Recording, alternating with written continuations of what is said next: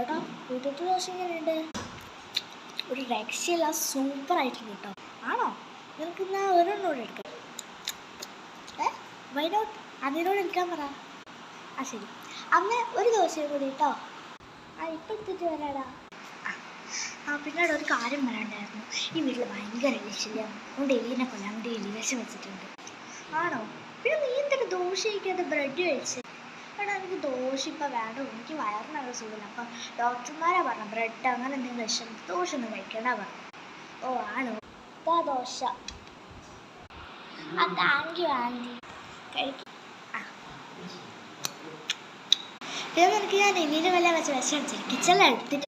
എടാ കിച്ചണിലെ എലീനെ കൊല്ലാൻ വെച്ച വിഷം കാണുന്നില്ല. വിഷം കാണാനില്ലേ? മക്കളെ അച്ഛൻ പറഞ്ഞ ദോശയ്ക്ക് ഇത് വെറൈറ്റി ഫ്ലേവറാണ്. ഞാൻ അവിടെ കിടന്ന പച്ച സാധനം എടുത്തിട്ടു വിഷം.